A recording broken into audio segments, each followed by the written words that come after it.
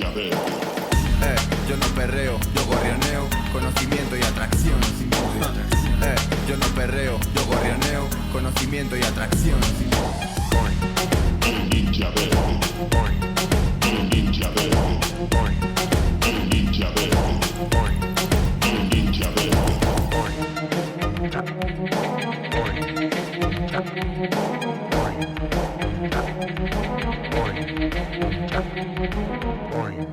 El ninja verde. Shikin Aramitsu Daikomyo, ninjas verdes. Aquí estamos una vez más en esta nuestra aldea, ese espacio creado para cultivar nuestro conocimiento sobre medio ambiente y aumentar nuestra conciencia ambiental.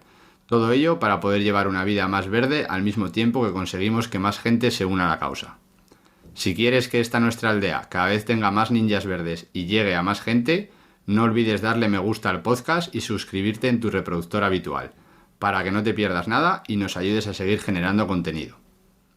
Y en nuestro objetivo de convertir simples ciudadanos en ninjas verdes, esta vez vamos a hablar sobre greenwashing o ecolavado. Y para ello contamos con Caminos y Ciencia, una empresa que trabaja en la asesoría y formación en sostenibilidad y responsabilidad social corporativa, comunicación y transparencia, tratando de hacer que las entidades y proyectos enfoquen sus actividades hacia la producción sostenible. Pero, ¿y quién son Caminos y Ciencia? Pues son la ninja Ana Martínez López, cofundadora y CEO, que es ambientóloga experta en comunicación de la ciencia, graduada en Ciencias Ambientales por la Universidad Pablo de Olavide, máster en Comunicación Social de la Investigación Científica por la Universidad Internacional de Valencia. Bienvenida, Ana. Hola, bienvenida. Gracias. Y también contamos con el ninja Fernando Martín Cobos, cofundador y CEO, es ambientólogo experto en RSC, licenciado en Ciencias Ambientales por la Universidad Pablo Olavide y máster en Responsabilidad Social Corporativa por la Universidad Oberta de Cataluña. Ambos son profesores de varios títulos en la Universidad Pablo de Olavide. Bienvenido, Fernando. Muchas gracias. Encantado de estar aquí.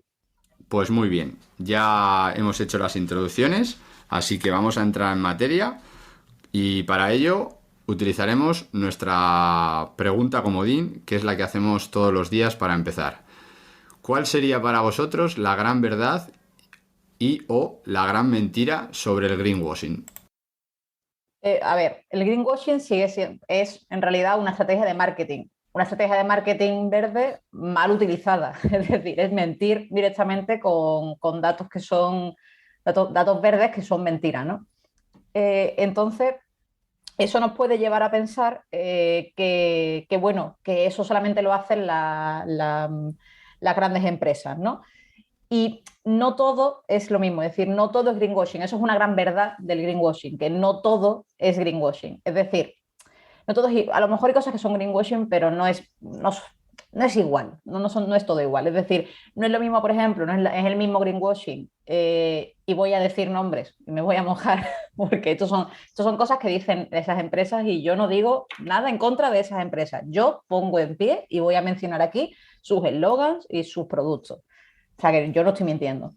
Pero, por ejemplo, no es lo mismo que BP, ¿no? Que la petrolera BP, que tiene no sé, tropecientos miles de inversiones en petróleo, por ejemplo, estaciones de gasolineras, etcétera.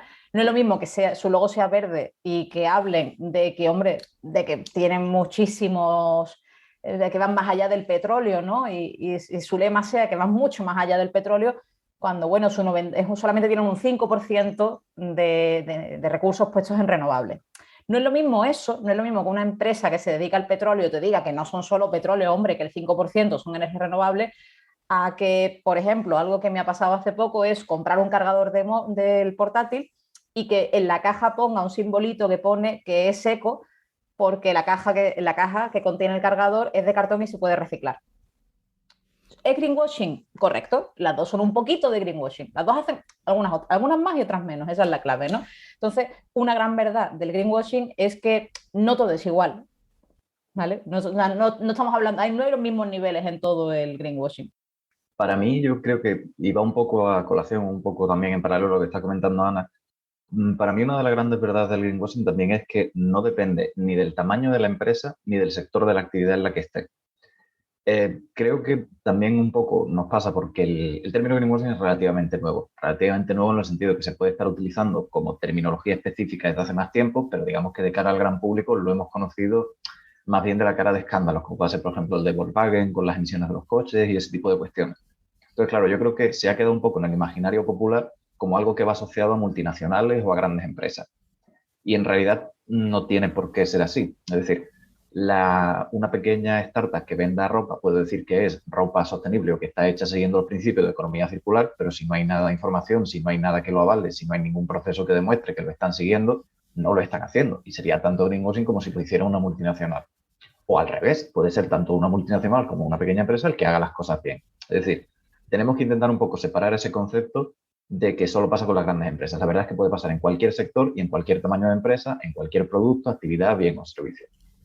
Vale, muy bien. Ya solo con la introducción habéis comentado varias cosas de las que yo tengo apuntadas y que luego vamos a desgranar. Así que, entrando un poquito más en materia, ¿qué sería exactamente el greenwashing? O sea, ¿cómo lo definiría? Típica pregunta de examen, ¿qué es el greenwashing? O sea, define en 3 líneas. Pues a ver, greenwashing es, o sea, la traducción literal es lavado verde, ¿vale? Entonces, lo que se trata es, como he dicho antes, una estrategia de marketing, es una estrategia comercial en la que algunas empresas utilizan para que sus productos estén posicionados de una manera rápida dentro del sector. ¿Qué hacen? Aprovechan que hay una gran desinformación o una desinformación base por parte de quien consume para hacer un uso engañoso de esos productos. Es decir, para decir que sus productos son verdes, para decir que sus productos son ecológicos, sostenibles o como queramos llamarlo así de manera genérica, y en realidad o es mentira o no es 100% así o bueno, hay lagunas, ¿no? Entonces se le llama lavado verde o greenwashing porque lo pintan de verde cuando en realidad no lo es. Cuando en realidad la base no es verde.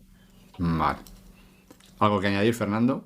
No, en realidad yo creo que es eso. Y la clave es lo que estaba comentando Ana. No es tanto que sea la puesta en valor o el poner el acento de un proceso de marketing o de promoción en el aspecto de la sostenibilidad, sino que sea un uso, entre comillas, fraudulento de esos términos de sostenibilidad o de ecológico, etcétera, etcétera. O sea, se trata de si lo estás poniendo, si es lo primero que llevas a la primera plana, sin tener por detrás un trabajo que lo avale. Es decir, no todo lo que sea promoción en sostenibilidad va a ser greenwashing per se. Tiene que haber un mal uso o una letra pequeña, que puede ser pequeña pero es muy amplia, o tiene que haber muchos más matices. Entonces, solo hablaremos de greenwashing cuando sea algo que no pueda sostener un escrutinio, digamos. Vale, perfecto, muy bien. Ya lo habéis comentado también, pero ¿habría alguna fecha concreta o algún caso concreto en el que se podría decir aquí nació el greenwashing con esto? O sea, con esto que ha pasado. Sí, o sea, en realidad se le atribuye bastante, yo no sé hasta qué punto porque no tengo demasiada documentación sobre eso, pero se atribuye bastante concretamente a 1986 a un ambientalista neoyorquino, Jay Westervelt, si no recuerdo mal que se llamaba, que acuñó por primera vez este término. Por lo que vio fue que una serie de hoteles de allí de Nueva York hacía una campaña en la que hablaba de que eran responsables con el medio ambiente porque ahorraban dinero en el uso de toallas. Entonces lo que querían era, o sea, lo que vendían al público eran que eran más sostenibles, ¿no? Y que, hombre, que eran mejor y que eran responsables con el medio porque bueno, querían ahorrar, utilizar toallas o que la gente utilizase las toallas de sus hoteles. Entonces lo vendían como que era una campaña pro medio ambiente y tal. En realidad lo que querían era beneficio, es decir, lo que no tenían políticas de ahorro energético ni de ahorro de agua para lavar las toallas, directamente era bueno, pues si yo hago que la gente utilice menos las toallas, así no tendré que lavar tantas toallas, ya está. No tenía nada que ver con medio ambiente, no tenía nada que ver con el ahorro, no tenía ninguna política base de ahorro energético ni de agua. Entonces ahí es cuando este hombre se dio cuenta por primera vez de aquí están haciendo una cosa que dicen que es por el medio ambiente, pero en realidad es para su propio beneficio económico. Vale, perfecto. Fernando. Y sobre todo es eso lo que está diciendo Ana. Digamos que es la primera vez que se ve un caso en el que tú utilizas algo que por casualidad resulta que puede tener una implicación positiva para el medio ambiente, pero el motor de todo el proceso de toma de decisiones fue un proceso de ahorro de costes. Lo que pasa es que en vez de decir ahorramos dinero haciendo esto con la toalla, se promocionaba como ahorramos agua y ayudamos al medio ambiente mediante esto. Pero el motor de toda la toma de decisión fue eso, fue una decisión económica. Y luego, aparte de eso, yo creo que recientemente, yo creo que lo de Volkswagen ha sido lo que ha hecho que más gente se enfrente a este término. Entre otras cosas porque es una multinacional que está muy presente en cualquier país del mundo, porque ya ha sido la noticia relativamente reciente, no sé si hace 5 años aproximadamente del caso, y ya había una exposición a los medios de comunicación y el tema del medio ambiente preocupaba lo suficiente como para que tuviera mucha repercusión. Además, ha habido juicios, ha habido sanciones multimillonarias, ha habido una serie de consecuencias que ha servido. Yo creo que ha sido el primer caso en el que hemos visto las consecuencias del greenwashing. No solo casos que se demanden, sino la primera vez que hemos visto todas las consecuencias que tiene, tanto a nivel legal como a nivel reputacional para la empresa. O sea, ya no son solo las sanciones, que por supuesto son millonarias, que han caído en Alemania y en otros países, sino que además, por ejemplo, parece una tontería, pero cambiaron el eslogan de la compañía después del caso. O sea, antes Volkswagen eran no sé si recordáis los anuncios, decían Volkswagen das Auto, el coche. Después de aquello se ha quedado solo como Volkswagen. Parece una tontería, pero cambiar los logos, la estrategia de marketing y toda la publicidad de una multinacional que tiene presencia en todas las partes del mundo para afrontar una crisis de reputación implica una inversión de cientos de millones hecha a contrarreloj. Vale, muy bien. Un poquito recapitulando lo que habéis dicho, entiendo que el principal motivo por el que se da el greenwashing es un motivo económico o de simplemente de aumentar el número de ventas o de conseguir un mayor beneficio para tu empresa. Entonces, ¿hay algún sector que lo utilice? ¿Hay algún sector que no lo utilice? ¿Se da en cualquier sector? O sea, ¿el greenwashing está abierto a cualquiera? Yo creo que sí que está abierto a cualquier sector. Es decir, no depende del tamaño de la empresa, como ha dicho Fernando antes, no depende del sector tampoco. Yo creo que o sea, hay muchísimos, yo tengo por lo menos apuntado muchísimos ejemplos de muchísimas empresas de muchísimos tipos que se dedican a cosas muy diferentes. Y además hay una cosa que a día de hoy es un hándicap para todo esto. Ahora vamos a decirlo entre muchísimas comillas, pero lo verde está de moda. De todo lo que sea sostenible, eco, etcétera, ahora las personas las personas consumidoras están mucho más concienciadas y quieren productos que sean sostenibles, que sean responsables con el medio ambiente, que tengan un menor impacto. Y eso hace que ciertas entidades, ciertas empresas se aprovechen.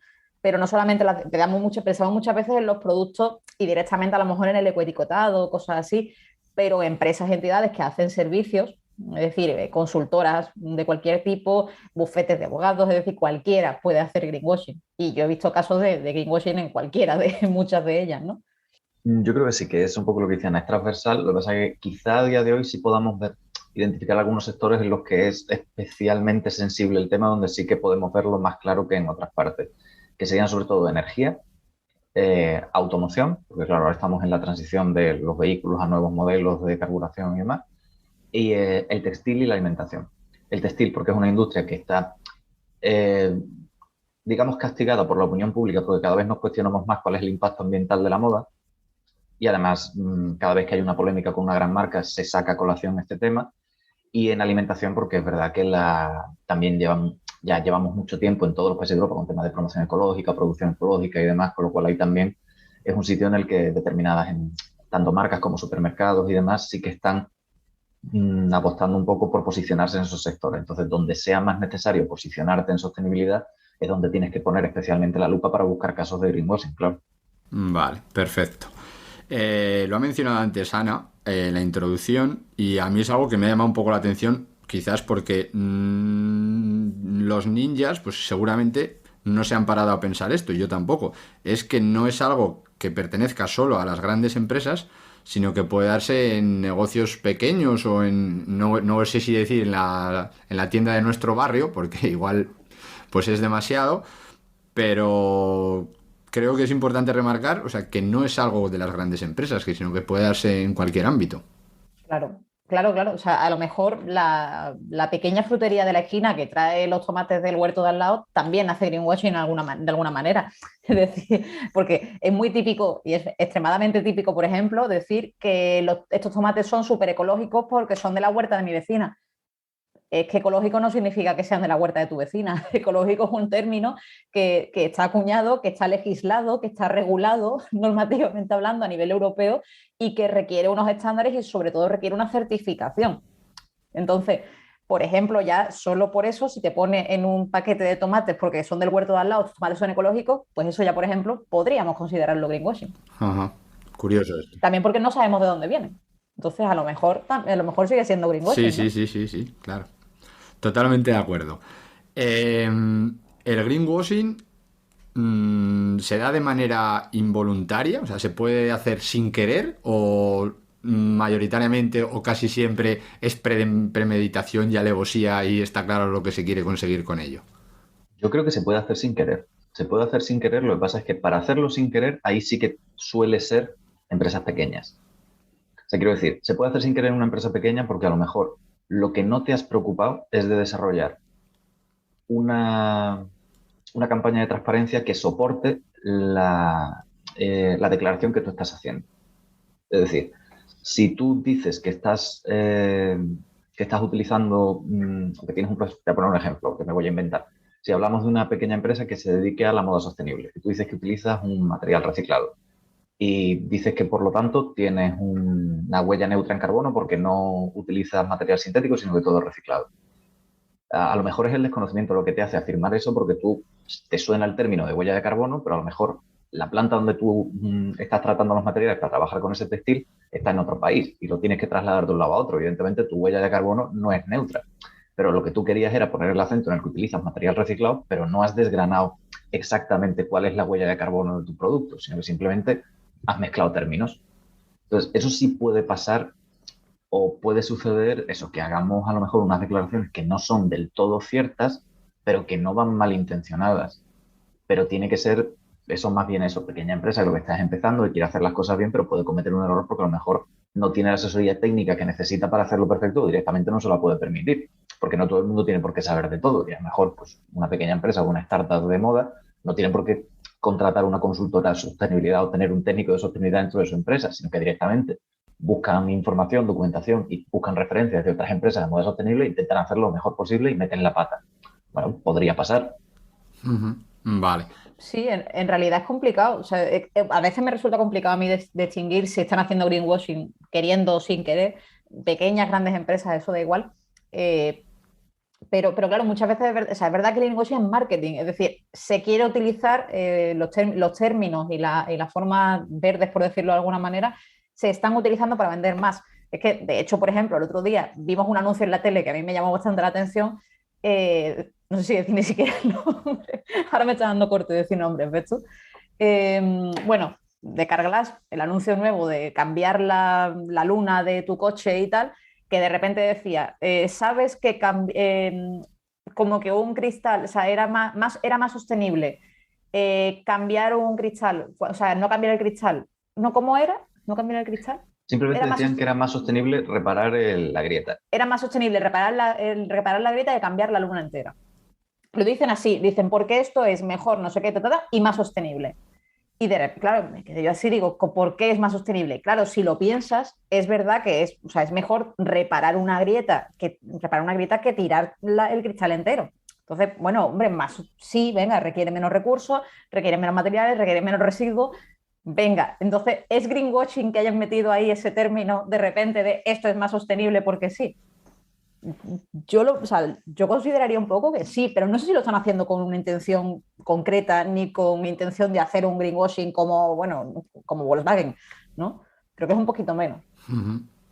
Yo creo que un poco lo que estábamos comentando, lo que decían antes, ¿no? Que hay como distintos niveles. Yo creo que también tenemos que ser capaces de filtrar un poco en base a la intencionalidad. O sea, es decir, han metido el término sostenible en ese anuncio, probablemente no tenga ni pies ni cabeza, o por lo menos, o puede tenerlo, pero no tenemos los datos, porque yo tendría que saber, para que tú me digas que es más sostenible, no solo, por ejemplo, si habláramos en términos de huella de carbono, yo no solo tendría que saber cuánto se gasta en hacer una luna nueva, también tendría que saber cuánto gastas en hacer la resina con la que la vas a reparar para poder comparar realmente. Pero no me están vendiendo un producto relacionado con la sostenibilidad. No me están diciendo que tienen la resina más sostenible del mundo. No me están diciendo que reparan de la manera más sostenible posible las grietas. Entonces, por eso digo que son niveles. Otra cosa es que a mí me digas, pues eso, que a mí tú me digas que esta camisa está hecha con algodón orgánico de comercio justo y luego no tiene ninguno de los sellos y resulta que está traído de Pakistán de cualquier forma, de cualquier manera. Pues evidentemente no es lo mismo. Vale, muy bien. O sea, al final vemos que como casi todas las cosas en medio ambiente es un poquito complejo y podríamos decir que al final el greenwashing ha surgido por las necesidades actuales de la sociedad, por decirlo de alguna manera. Ha sido como una respuesta a una demanda de la sociedad que quiere todo más sostenible o más eco, y al final, en respuesta a eso, pues yo te vendo una serie de productos que son eso, aunque no lo son en verdad. Sí, en realidad sí, o sea, es decir, la sociedad ha ido cambiando, es verdad que ahora somos mucho más conscientes y mucho más pejigueras con lo que queremos y con lo que compramos y más conscientes de todo ello, investigamos bastante más, o por lo menos yo y por lo menos mi círculo cercano, incluso gente que no está extremadamente concienciada con el medio ambiente también se preocupa un poquito más por estas cosas. Entonces, yo creo que sí, que ha sido una necesidad de la sociedad, cada vez investigamos más, cada vez queremos saber más cosas y queremos ser más sostenibles, entonces ha ido tendiendo ya un poco el mercado también a cualquier mercado, es decir, cualquier sector, cualquier área, ¿no? Yo creo que es más que claro, o sea, nosotros, cualquier persona, o sea, como ciudadanas, vamos a votar cada 4 años, pero como consumidoras compramos todos los días y adquirimos bienes y servicios. Entonces, la gente que quiere vender todos los días bienes y servicios tiene que escuchar qué es lo que está demandando la sociedad. Evidentemente, si no hubiera habido un aumento de la preocupación por la sostenibilidad y el medio ambiente, ninguna marca se hubiera planteado, salvo aquellas que nacieran ya con esa intención por la ética de las personas que forman esa empresa, pero ninguna de las grandes ni ninguna de las medianas se habría preocupado en hacer una transición o en ofertar productos que estuvieran enfocados a ese nicho de mercado. Ese nicho de mercado ha tenido que crecer para que se empiece a dedicar tiempo a esto y, por lo tanto, para que crezca el greenwashing. Vale, perfecto. Entonces, enlazado un poco con esto, ¿qué parte de responsabilidad tendría el ciudadano y qué parte de responsabilidad tendría la empresa? Bueno, la empresa lo que tiene que hacer es no mentir. O sea, yo creo que eso es bastante, o sea, parece mentira, pero yo creo que es bastante básico en ese sentido. O sea, la empresa lo que tiene que hacer es ser transparente, un poco de transparencia, un poco de cómo, bueno, es que precisamente nos dedicamos a esto en Caminos y Ciencias por eso, porque vemos una falta muy grande de comunicación y de transparencia en todas las áreas de sostenibilidad de las empresas y de las entidades, ¿no? Entonces, creo que la empresa, o sea, a las entidades, a las productoras les hace falta no mentir y ser mucho más transparente con las cosas que hacen. Y a la ciudadanía yo creo que lo que le falta es información. O sea, no porque falte información, sino porque faltan ganas y a lo mejor incluso podríamos decir que hay mucha sobreinformación y falta investigar. O sea, la responsabilidad yo creo que está un poco por las dos partes. Evidentemente esto es una cuestión común. O sea, si hay dos partes, la responsabilidad no se descarga al 100% en ninguna de las dos partes. Eso va por descontado. Entonces, tanto las empresas tienen que mejorar su política de transparencia y, entre otras cosas, asumir que lo opuesto a hacer greenwashing no es ser perfecto, que eso también es una cuestión importante. Quiero decir, que una empresa no lo haga todo al 100% perfecto no significa que esté haciendo greenwashing si saca pecho de los proyectos que tienen sostenibilidad. O sea, reconocer en qué punto estás, fijarte una meta y trabajar para cumplir esa meta no tiene nada de malo. Son procesos, se tarda tiempo. Mientras tú estés contando de verdad lo que estás haciendo, yo podré, como persona consumidora, valorar el esfuerzo que tú estás haciendo y decidir si me sumo a tu proyecto o no, adquiriendo aquello que sea que tú ofertas. Y luego también está la parte del consumidor, que evidentemente tenemos la responsabilidad de tomar decisiones. Que es verdad que hay un momento determinado en el que puedes sentirte agotado. No se trata de quedarte paralizado en cada pasillo del supermercado diciendo qué producto compras o qué producto no compras.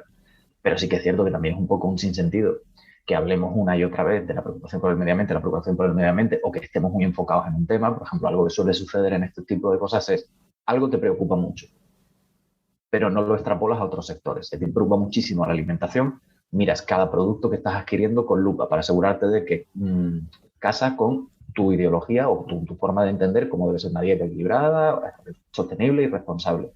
Pero cambias de móvil cada 2 años. Pues se trata un poco de esa parte de decir, a ver, tenemos todos también que ampliar miras. Si estamos intentando ser más sostenibles, es transectorial, no es en el tema que controlo, sino que es un poco en todo. Vale, muy bien. Pues ya vamos teniendo bastantes cositas para que los ninjas le den vueltas a la cabeza y puedan pensar en sus casas.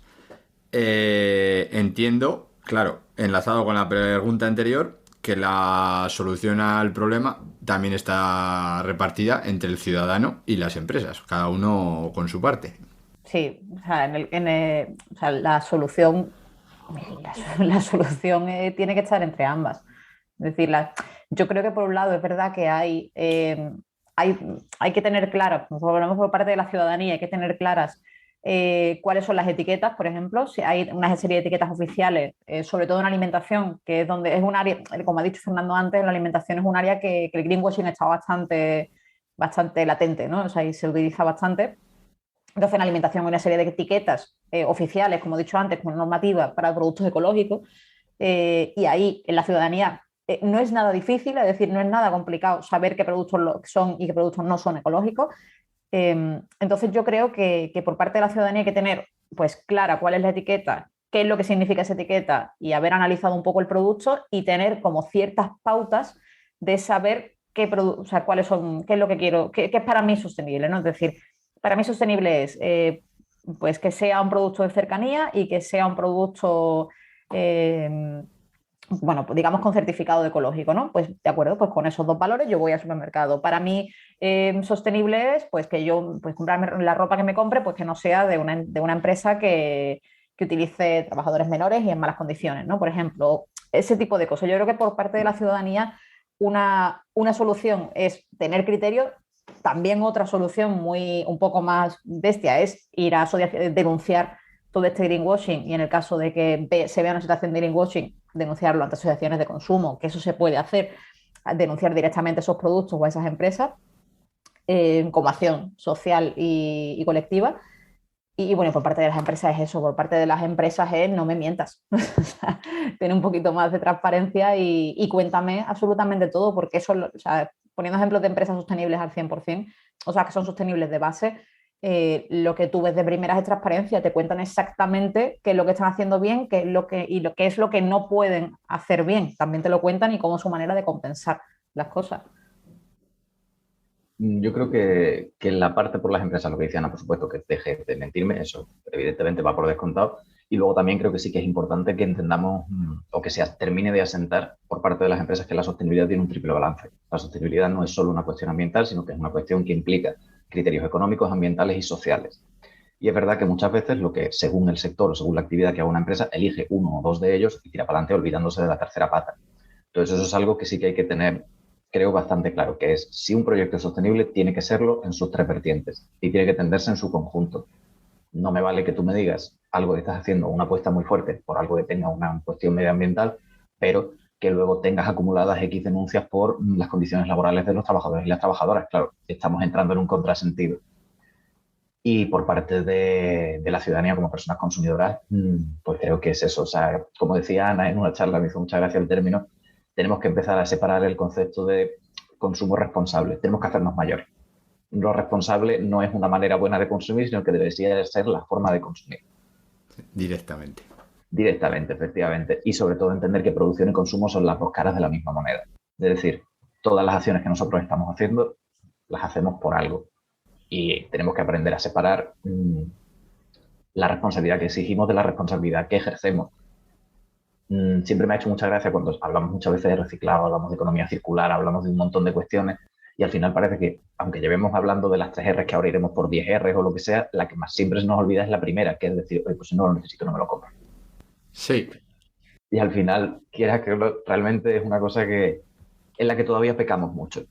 Sí, al final, o sea, podríamos decir que si un producto o una marca o un algo no es demandado por el cliente, pues obviamente en el mercado no va a tener un posicionamiento. Al final, la ventaja que tenemos, por decirlo de alguna manera, el estar dentro de un sistema capitalista es que tenemos el poder de ser el que decide qué consumir. Si algo no se consume, obviamente ese fabricante dejará de fabricarlo. O sea, parece fácil, aunque es difícil de conseguir, pero vamos, el planteamiento básico es bastante asequible para todo el mundo. Si algo no lo compran, eso se deja de producir.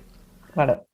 Pues bien, más cositas. Por lo que habéis ido diciendo, yo creo que la base o una de las bases del greenwashing o el problema del greenwashing puede estar en que ha sido una falta de comunicación o divulgación por parte de la ciencia y de las empresas. O básicamente, o sea, no comunicar o no saber contar las cosas como son o cómo se están haciendo. Yo creo que es una mezcla de cosas. Es decir, es por un lado el no saber contar lo que se hace, pero también creo que es el no querer contarlo todo. Es decir, sea, sobre todo cuando hablamos de... Porque a nadie le gusta decir que haces una cosa que no está 100% bien o que no está 100% correcta. Es decir, da igual el tamaño que sea, ¿no? Pero bueno, o sea, no nos gusta, ¿no? No nos gusta saber que hay ciertas cositas que hacemos mal. Entonces, yo creo que es un poco de todo, de falta de querer contarlo y no sé si un poco también falta de conocimiento. No lo sé porque yo creo que son bastante conscientes de ciertas cosas. Es decir, yo sé que Volkswagen era perfectamente consciente de que estaba trucando los coches para, para que no diesen los niveles de CO2. En fin, yo creo que eso sí son bastante conscientes. No sé si hay greenwashing inconsciente. O un poquito sí, pero no creo que o sea, que la gran parte del greenwashing sea inconsciente, la verdad. Ujú. Yo creo que la falta de divulgación y de comunicación se nota más en la parte de la ciudadanía que en la parte de las empresas.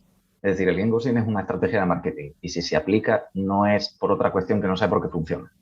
Y si funciona significa que la gente no se está dando cuenta de que algo es greenwashing. Luego yo creo que es más en la parte de las personas consumidoras donde sí que falta esa comunicación, esa divulgación para que sean conscientes de cómo detectar los casos de greenwashing. En el caso de cuando una empresa lo hace, no es que existan empresas de marketing de greenwashing, lo que hay son empresas de marketing que tienen toda la forma de hacer marketing, que están más que estudiadas, tienen su propia metodología, tienen sus propios parámetros y lo que hacen es, vale, pues si esto es algo que se demanda, esto es algo que atrae a un sector de población que coincide con tu público objetivo, hay que posicionarte aquí para que tú incrementes tus ventas. En fin. Entonces eso no se le exige a una empresa de marketing que tenga que saber de cuestiones de ecología, de huella de carbono, de sostenibilidad. Por supuesto, ya hay empresas especializadas en marketing verde o en marketing responsable y están precisamente para suplir ese hueco que había antes. Pero la parte de divulgación y de comunicación yo creo que está en la parte de la persona consumidora que sea capaz de reconocerlo para que no funcione. O sea, aquí la clave es que el greenwashing deje de funcionar. Ujú. Que si una empresa quiere hacerlo, que lo haga, pero que le cueste el dinero, porque ha invertido una campaña de marketing que no solo no le funcione, sino que encima le estalle en la cara y que solo sirva para que tenga más críticas, una crisis de reputación y que al final sea una leche en la que se han metido yo solo por intentar tomarnos, entre comillas, a todas por tontas, ¿no? Entonces, esa es la clave es que no funcione. Sí, ya nos lo decían de pequeños, no mentir. Sí, tan fácil y tan resumido como eso. ¿El greenwashing vosotros creéis que tiene futuro? O sea, ¿que ha venido para quedarse o que en un X periodo de años ya va a estar tan mascado que nadie va a comprar esas mentiras verdes, por decirlo de alguna manera? Yo creo que siempre va a haber gente que lo compre. Es decir, yo creo que lo que, liando un poco lo decía Fernando, creo que la gente, o sea, hay gente que estamos informadas de esto, creo que las personas que estamos aquí estamos bastante informadas de todo esto y seguramente quien nos esté escuchando también. Pero también es verdad que hay personas que saben de qué va esto, o sea, saben de qué va eso de sostenible, de eco, de tal, pero simplemente les parece como, bueno, algo que está ahí, ¿no? O sea, algo que, bueno, que simplemente por poner un ejemplo más directo y más práctico, a mí me regalaron unas sábanas hace un tiempo, ¿vale? Porque soy así y a mí ya hay un momento que me regalan sábanas y bueno, me dijeron, mira bien el paquete. Y yo miré bien el paquete de la sábana y ponía que era de algodón orgánico. Me dice, mira, ves, te la he comprado específicamente a ti porque a ti esto te gusta. Y claro, yo me quedé así y hombre, yo agradecí que las sábanas fuesen de algodón orgánico, porque, hombre, está mejor, es un algodón que está confirmado que estaba hecho o sea, era de comercio justo, además, es decir, genial, gracias, de verdad, por regalarme algo con lo que yo estoy contenta con el producto.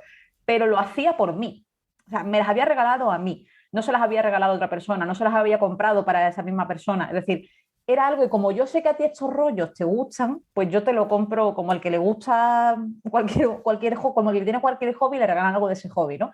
Entonces a mí eso me llama muchísimo la atención porque era ver claramente que por mucho que esa persona supiera que algodón orgánico con ese ecoetiquetado era un producto con esas características sostenible, de comercio justo,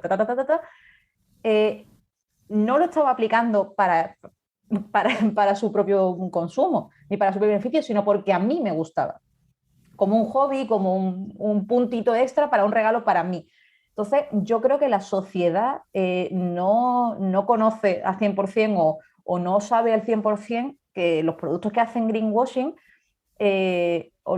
lo hacen mal. Es decir, la gente a lo mejor se piensa directamente que, bueno, o que eso es una moda o que está bien o bueno, simplemente porque no saben cuál es la etiqueta o no saben a qué lo que se refiere, ¿no? Entonces falta muchísima información por parte de las personas para conocer bien todas esas características. Yo creo que no puede desaparecer nunca, pero no por nada, sino porque aunque pongamos el acento en esa labor de divulgación y de comunicación al común de la sociedad, imaginemos que de pronto hay un esfuerzo brutal, un montón de entidades, de personas se ponen a trabajar en ello y empezamos a llegar de verdad a un montón de gente hasta el punto de que esto ya es algo que está más que manido y todo el mundo controla. Cada vez que salga algo nuevo, habrá gente que todavía no lo controle, porque esto es un continuo. O sea, hablamos de greenwashing desde los años 80, pero ahora también empezamos ya a hablar de ODS washing. Y es que desde que se ha puesto en marcha la Agenda 2030 hay que poner el logo de la Agenda 2030 y los Objetivos de Desarrollo Sostenible en todas partes. Se haga algo o no, pero hay que ponerlo en todas partes.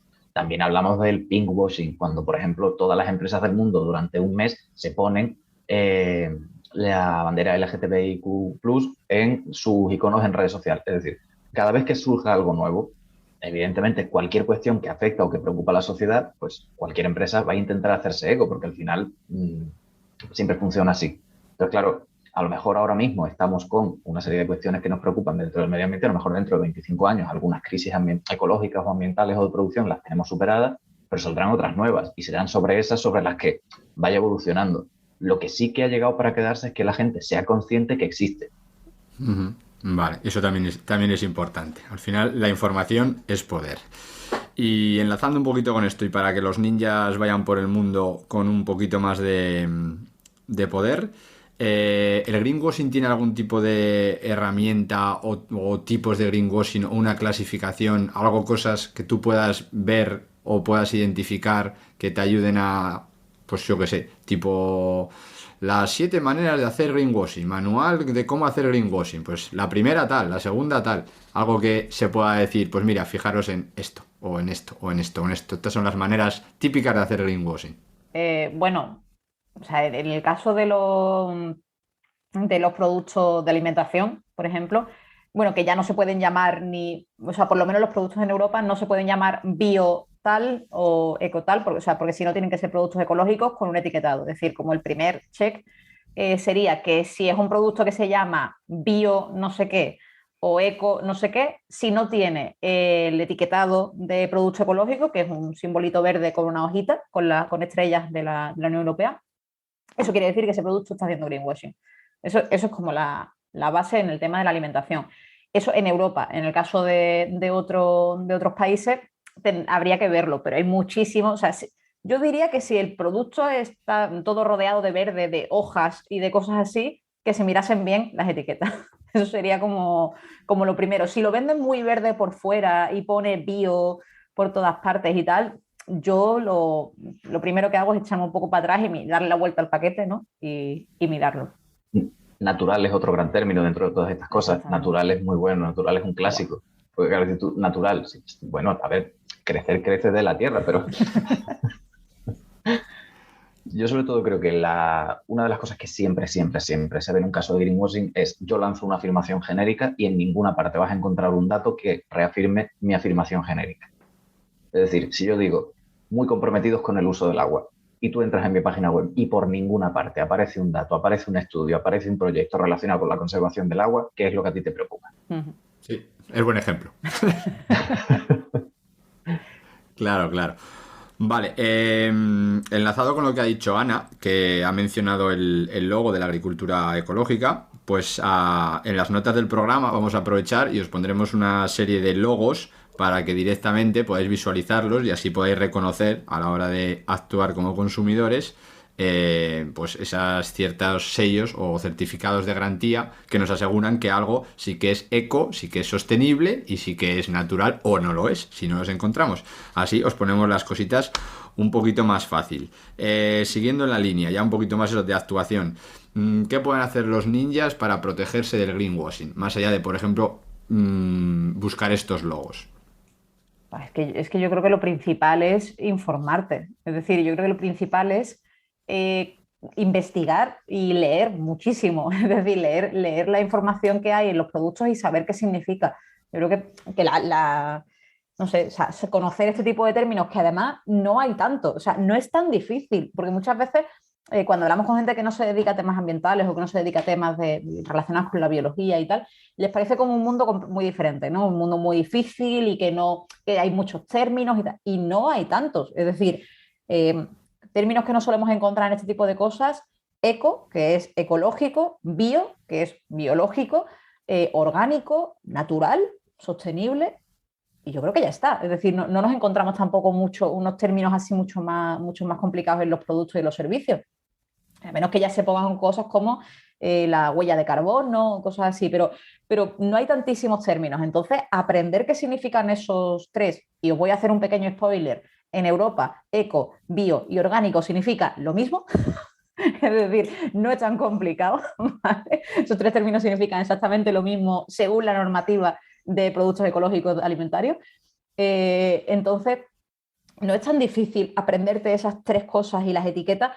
De productos hay 15 etiquetas, es decir, no hay tantísimas. Entonces, si tú ves una etiqueta que es una hoja abierta, estupenda, que pone eco en grande, pues duda porque crees, o sea, si te has aprendido ya las 10 que hay, sabes perfectamente identificar que esas no existen. Entonces, yo creo que lo más importante y la base de todo esto y todo lo que puede hacer un buen ninja es informarse. Informarse y aprenderse las 4 cosas importantes de todo esto. Y si tenéis dudas, nos preguntáis, que para eso estamos. Y yo creo que también un poco va en relación a eso, igual que hay que informarse, también está muy bien saber reconocer lo que directamente es una garantía de calidad. O sea, por ejemplo, existe el sello B Corp, que ahora mismo probablemente sea el mejor sello que existe porque garantiza un compromiso en la triple vertiente: económico, ambiental y social. Y hay empresas de todo tipo, por ejemplo, dentro del colectivo B Corp. Pues eso es una garantía de calidad, por ejemplo. O como puede hacerlo directamente, decir, bueno, pues si ya con la cantidad de compras que hacemos por Internet, es tan fácil como investigar un poco la página de la empresa en la que nosotros estamos trabajando, si tiene una memoria de sostenibilidad, y echarle un vistazo, a ver si nos parece coherente, a ver si hay datos, a ver si hay compromisos, a ver cómo está redactada, si a mí me llega, si no me llega, si esto está redactado. Además, es muy fácil ver cuando algo está redactado para que suene bonito, pero no te doy ningún dato, o cuando directamente estás leyendo algo y dices tú, esto está hecho para que no lo entienda nadie. Pues esos son 2 grandes señales de alerta.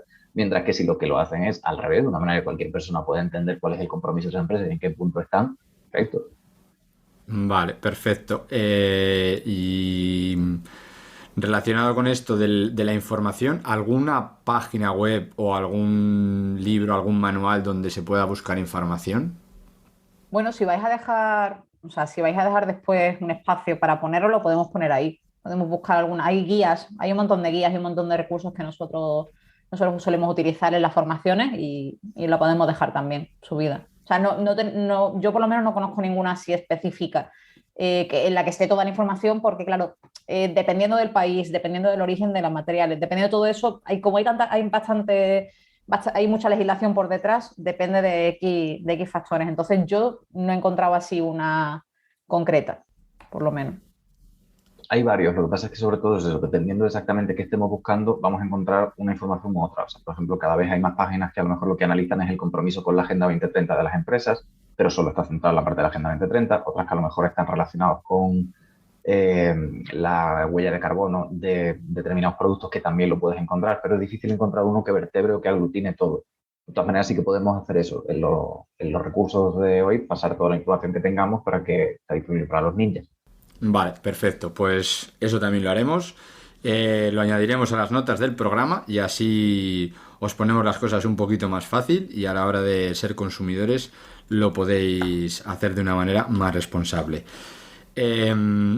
Cambiando un poco el prisma, o sea, viéndolo desde el lado contrario, por decirlo de alguna manera, ¿se puede dar el caso de que el consumidor no se fíe de una campaña publicitaria por miedo al greenwashing? O sea, que yo no compro esto porque aquí yo, no sé, me la están intentando meter doblada y como que no me termina de convencer y no lo compro. Igual estamos dejando de consumir un producto que verdaderamente nos da lo que nosotros estábamos buscando.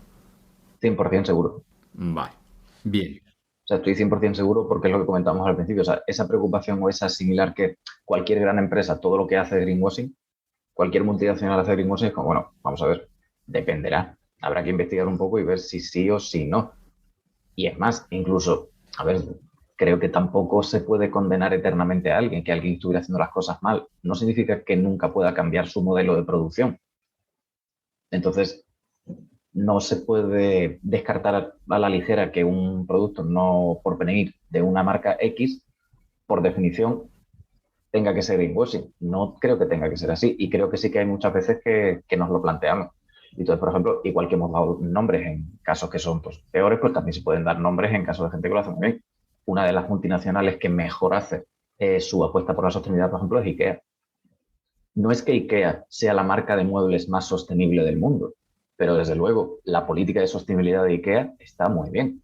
Sus memorias de RSC y de sostenibilidad son muy claras, están llenas de datos, tienen un montón de proyectos puestos en marcha para la reducción de su huella de carbono, tienen una serie de compromisos que tanto cumplen ellos como exigen a todos sus proveedores, como exigen a toda la cadena de distribución que trabaja para IKEA. Tienen un proceso de transformación en la eficiencia energética para intentar utilizar solo energía renovable. Es decir, tienen un montón de productos en marcha. Insisto, ¿son la empresa de muebles más sostenible del mundo? No, ya te digo yo que no. Pero desde luego es una de las multinacionales que más apuesta por productos sostenibles o por una política de sostenibilidad fuerte y responsabilidad social corporativa como parte, digamos, del core de su forma de hacer o de entender los negocios. Sí, los helados, por ejemplo, Ben Jerry's, también son una empresa B Corp, que ha mencionado antes, Nando, esa certificación. Entonces, por ejemplo, Ben Jerry's, que es una multinacional heladera, también es una empresa certificada en producción responsable. Entonces, yo creo que sí hay casos, es decir, por ejemplo, se me viene a la cabeza un poco uno de los ejemplos que también hemos hablado alguna que otra vez en las charlas, que son empresas de moda, o sea, grandes tiendas de moda, grandes producciones de moda, que tienen como una línea eco, ¿no? Entonces, claro, si tú una empresa como por ejemplo H&M, que tiene una línea de productos que son telas hechas con algodón orgánico, tal cual, tú no dices, bueno, pero ¿esto qué será? Esto solamente tiene una parte, ¿no? De una línea concreta de materiales reutilizados o materiales reciclados o lo que sea. Está bien, es decir, no podemos decir que eso es greenwashing, por lo menos lo están haciendo a lo mejor un poco por compensación, porque el resto de sus materiales no lo son, pero bueno, parte sí que lo están haciendo bien y si te miran los datos, no lo están haciendo mal del todo. Es decir, solamente en esa línea, sí, pero a lo mejor es verdad que alguien, aunque no se fía de que esa línea de H&M sea sostenible de verdad, porque el resto de sus productos no lo son. Entonces, es verdad que sí que puede haber casos así, ¿no? De no fiarnos. Vale, entonces no es lo mismo que tu empresa o que tu negocio haga marketing verde que haga greenwashing. Claro. Efectivamente. Claro, el marketing verde existe, es decir, se puede utilizar perfectamente. Bueno, es que está bien. O sea, es que si hacen marketing verde es porque tienes productos verdes y tiene cosas que producir verdes. O sea, por ejemplo, no sería lo mismo que una empresa de cosmética que solo trabaja cosmética natural con productos orgánicos, que no está testado con alimanes y que tiene todos los sellos de cruelty free, que sea vegano, etcétera, etcétera. Una empresa que solo trabaja con eso, ya sabes que funciona así. Pero si los mismos sellos los tiene una línea de productos de una marca de cosméticos más grande, no significa que ese producto no lo cumpla, significa que no lo cumple esa compañía. Claro. Pero ese producto en concreto sí lo cumple para esa línea. Sí. Ahora ya es cuestión de la persona consumidora decidir si comprar ese producto de esa gran empresa que con el resto de sus productos no tiene en cuenta, no tiene en consideración esas materias, o si pasarte a otra marca. Eso ya es cuestión personal, claro. Ajá, vale. También, o sea, visto desde la parte de las empresas, o sea, el greenwashing tiene que, o debería ser un problema que les preocupe también a ellos, porque por lo que he entendido en la charla que estamos teniendo, o sea, puede llegar a influir en sus inversiones seriamente. Tan seriamente como que en el último estudio, que fue de 2019, y creo que en el 2020 se repitió, la reputación ya es la tercera causa de preocupación para los directivos de todas las empresas de todo el mundo, de todas las medianas y grandes empresas. El tercero ya es la reputación. Entonces, si tú caes en el error del greenwashing o te embarcas en una campaña de greenwashing y te estalla en la cara, te cuesta recuperarte. Te cuesta recuperarte porque quedas cuestionado, quedas condicionado y además lo que estamos diciendo es que la memoria del consumidor es más larga de lo que pensamos. O sea, se te hace la cruz en determinados sectores. Aparte de que pueda acarrear sanciones o no, porque eso es otra cosa, pero también hay que saber distinguir entre lo que es un caso de greenwashing y lo que es un caso de un delito. Cuando hablábamos del caso de Volkswagen, no solo es que fuera un caso de greenwashing, sino que directamente era un delito. O sea, se habían manipulado datos, se habían falseado datos y se habían conseguido licitaciones y subvenciones y dinero público para una cosa que se estaba mintiendo. Entonces ahí directamente estamos hablando de algo que es punible por la ley. No todos los casos de greenwashing van a ser punibles por la ley, pero la reputación de cualquier empresa que caiga en el error de greenwashing y le estalle en la cara se queda muy tocada, evidentemente. No en todos los sectores, pero si tu sector de consumidor al que te estás dirigiendo y te has embarcado en la campaña de greenwashing es precisamente porque les preocupa la sostenibilidad, pues evidentemente no van a volver a confiar en ti. Uh-huh. Sobre lo que has mencionado ahora, ¿existe algún tipo de legislación sobre o para evitar el greenwashing o cómo hacer publicidad? ¿O la legislación lo que va a hacer es actuar sobre la estafa o la presunta estafa que genere la venta de tu producto? Eso es lo que has dicho, es decir, no hay un... O sea, bueno, que se iba a aprobar, si no recuerdo mal, una normativa de eso a nivel europeo, pero no existe a día de hoy ninguna regulación legal sobre eso. Es decir, sí, por ejemplo, sobre productos concretos. Es decir, por ejemplo, lo que hemos hablado antes de los productos ecológicos y tal. Entonces, si tú en la Unión Europea, si tú a un producto alimentario le pones eco y no es eco, o le pones bio y no es bio, de hecho, por ejemplo, recordaré seguro que antes el biofrutas, el zumo antes se llamaba bifrutas. O sea, antes se llamaba biofrutas y ahora se llama bifrutas. Y el Activia, el yogur Activia, antes se llamaba bio. ¿Por qué? Pues porque a partir de la aprobación de la normativa de productos ecológicos tuvieron que retirar ese nombre. Entonces, en cuanto a los nombres de productos alimentarios ecológicos, sí hay esa normativa de cuáles pueden ser y cuáles no. Sé que se aprobó en el Parlamento Europeo una serie de criterios a la hora de hablar del greenwashing y tal, pero todavía no se están aplicando. O sea, pero todavía no es de aplicación directamente. Así que lo que hay que hacer en este tipo de casos es ir directamente a la estafa, ¿no? Cuando te engañan directamente con datos. También hay que decir que sí que están vigentes las mismas que cualquier normativa de consumo, es decir, publicidad engañosa y demás, eso sí que está contemplado, que no tiene por qué ser un delito, pero sí se puede presentar una demanda o se puede hacer una reclamación como consumidor en el momento en el que creemos que una marca está haciendo un uso fraudulento de datos o que está ocultando una parte de información. Todo eso, por supuesto, sí que está regulado, pero igual que cualquier otro producto, cualquier publicidad, es decir, las mismas leyes que avalan a los consumidores en cualquier otro tipo de cuestión, también los avalan en temas de greenwashing. Lo que pasa es que sí que es verdad que no hay una normativa específica ya publicada de greenwashing. Se está trabajando en ella. Además, de hecho, no solo se está trabajando en ella, sino que se está haciendo un poco a la par el trabajar en esa legislación europea con el empezar a publicar estudios. De hecho, el año pasado, por ejemplo, se publicó un estudio que decía que el 50% de las empresas de textil y de moda que se ven investigados, o más del 50%, estaban cometiendo greenwashing, que es una cosa que suele hacer mucho la Unión Europea, que es, saco un informe y te voy avisando de que estoy preparando algo, que es como una forma de ir adelantando que va a haber un cambio de modelo y un cambio de proceso. Pero además, claro, todo esto va en cascada. Y evidentemente, desde que la normativa europea se llega a aplicar a un país, hay un proceso de años. Pero hay una cosa que sí que hay que tener claro, que el proceso sea de años no significa que tenga freno, porque lo que es incuestionable que llega. Uh-huh. Y es más, en España muchas veces hemos cometido el error de pensar que no iba a llegar nunca y las administraciones públicas han llevado más de un susto cuando ha llegado la fecha límite y ha sido como a partir de ahora ya es sancionable, tú verás lo que hace. Entonces, que no pensemos que no es algo que no vaya a tener solución, que no vaya a llegar nunca a una normativa que se enfoque directamente en esto y que tenga sus propias definiciones y consecuencias, porque va a llegar.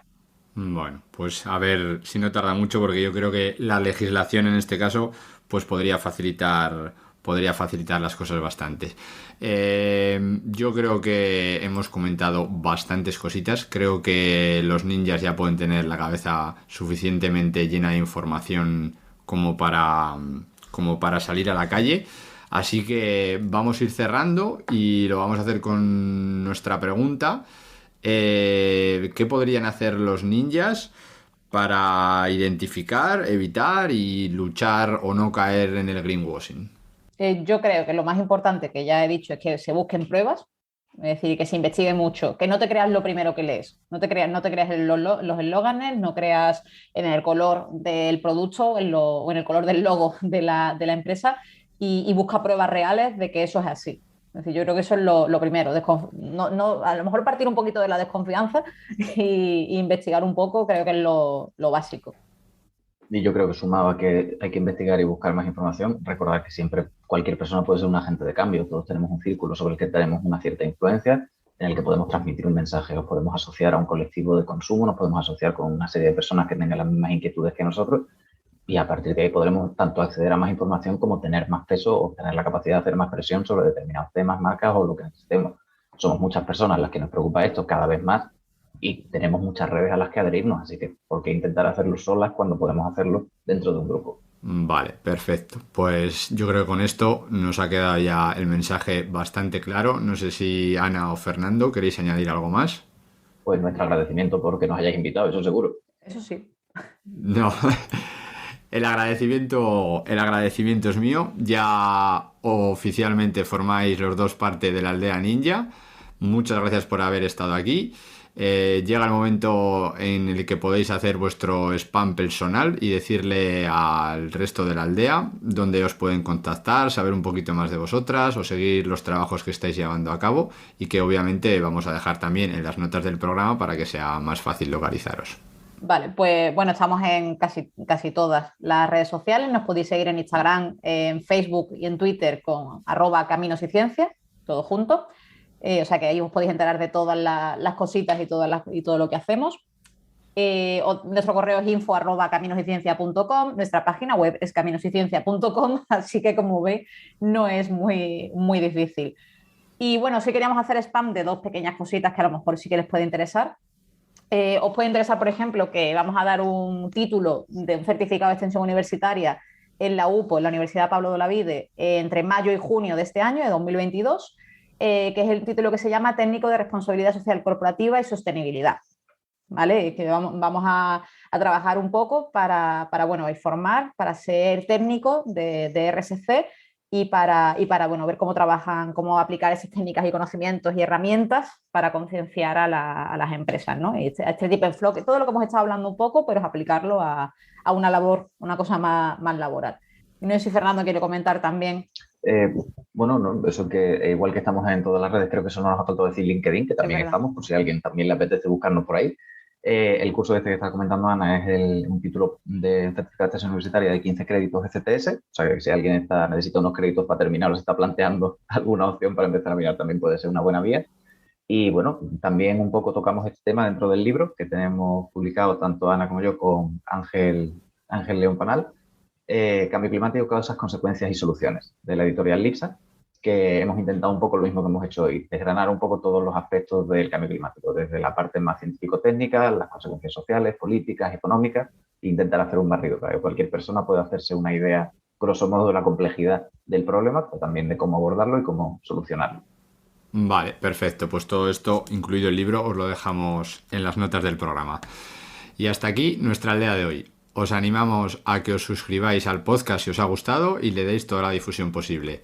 Esperamos vuestras opiniones, comentarios, ideas, nuevas propuestas o sugerencias para futuros capítulos, que podéis facilitarnos a través de nuestras redes sociales. Solo tenéis que buscar La Capucha Verde, tanto en Facebook, en Instagram como en Twitter, y ahí aparecerá el Ninja Verde. También lo podréis hacer directamente a nuestro email, elninjaverdea@gmail.com.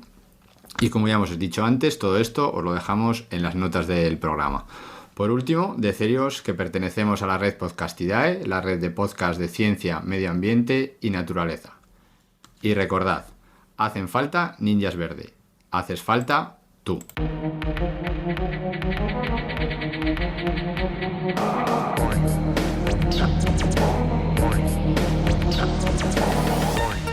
El ninja verde. El ninja verde. El ninja verde. El ninja verde. Yo no perreo, yo gorrioneo, conocimiento y atracción. Yo no perreo, yo gorrioneo, conocimiento y atracción. El ninja verde.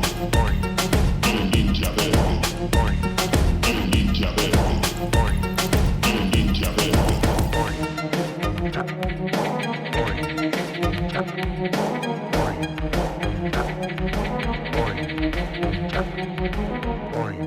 El ninja verde.